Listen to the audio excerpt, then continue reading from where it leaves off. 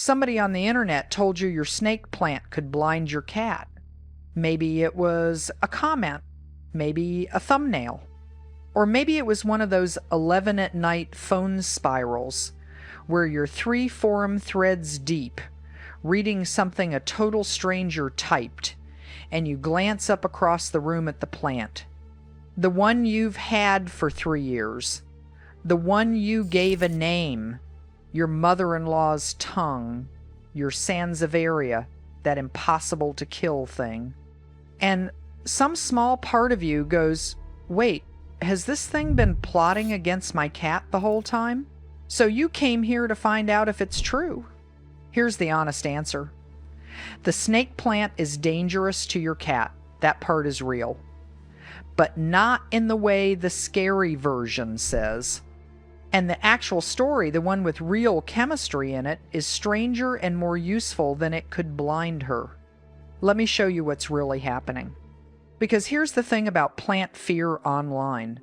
It travels faster than plant facts. One person writes toxic to cats. The next person reads toxic and pictures the worst thing they can imagine. By the time it's been copied across 40 Pinterest captions, mild stomach upset has quietly mutated into could blind your cat, and nobody stops to ask the plant what it actually does. So we're going to ask. We're going to look at the real chemical the plant makes, why it makes it, what it actually does to a cat's body, and what you should genuinely worry about. And by the end, you'll know more about the thing on your shelf than the person who scared you ever did. Let's get one thing straight first, because I don't want you to walk away thinking this is nothing. Your snake plant, the common one, Dracaena trifasciata, is toxic to cats. The ASPCA lists it. Your vet would confirm it. This is not a the internet is overreacting about everything video. The plant makes a chemical called saponins. Every part of the plant has them. The leaves, the roots, the rhizome under the soil. They're in there on purpose. And the name is the whole story.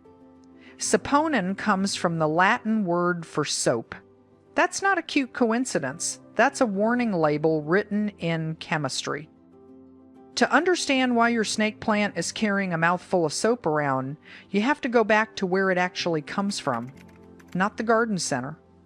West and Central Africa. Hot, dry, rocky ground, long stretches without rain. It's in the Asparagaceae family, same as asparagus, but it evolved in conditions where being eaten meant death. A plant out there has a problem. It can't run from anything. It can't hide, can't shout for help, can't do any of the things an animal does when something shows up wanting to eat it. It gets one move, and the catch is it has to have that move loaded and ready months before the threat ever walks up. So, it builds chemistry, it loads its tissue with saponins, and saponins do something genuinely clever. When they hit water or saliva, they foam. They behave like detergent. They disrupt soft tissue and cell membranes on contact. For a grazing animal in Africa, the lesson is instant. One bite, a burning, soapy, bitter mouthful, and the animal learns, not this one, walk away. Your cat is about to take that same lesson in your living room from a plant that has been preparing for her for several million years. So your cat, who is bored or curious or just enjoys destroying things you love, bites a leaf. Here's what the science says happens next. And notice what is not on this list. The saponins hit her saliva and start to foam. They irritate the soft tissue of her mouth almost immediately. The very first signs, usually within minutes, are drooling, lip smacking, and pawing at the mouth. She's trying to get the burning feeling off her tongue. If she actually swallows some, The saponins go to work on her stomach and gut lining, and that's the next wave: nausea, vomiting, maybe diarrhea, a flat, sluggish, off her food kind of afternoon. So, an unhappy cat, and let's be honest, an unhappy carpet. That's the real list. Nausea, vomiting, diarrhea, drooling, a sore mouth, a miserable day. Now, read that list again and tell me where the blindness is. It isn't there. It was never there. I actually went digging through the toxicology looking for it, half expecting to find some edge case, and there's nothing. The snake plant's whole mechanism is irritation, the mouth and the gut. It's not neurological. It doesn't touch the eyes. There's just no pathway anywhere in the science where chewing on a leaf does something to a cat's vision. Now, if you want to see a plant that actually can cause eye damage, look at Euphorbia sap. That milky latex will genuinely burn corneas. But your snake plant? The blind your cat version isn't a fact that got exaggerated. It's a fact that got replaced by a scarier one somewhere along the chain, because scary spreads.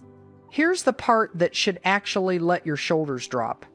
The plant's defense is so good at the warning stage that it rarely gets to the dangerous stage. Remember, the saponins are bitter and they burn on contact, so most cats do exactly what that grazing animal in Africa does. They take one bite, get a mouthful of soap, and never come back for a second. The bitterness is a fence, and it works before any real quantity goes down. That's why serious snake plant poisoning is genuinely rare. Most cases are an uncomfortable cat who recovers fully in a day or two. Vets see it, treat the symptoms, and send everyone home.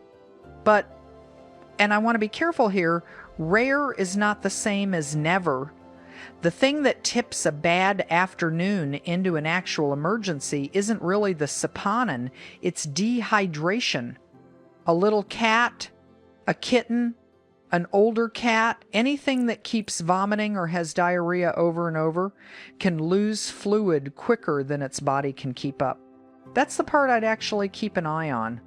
So, the honest danger ranking is this: blindness, no; death from the toxin directly, very unlikely; a sick, sore, dehydrated little animal who needs you to pay attention. That's the one that's real.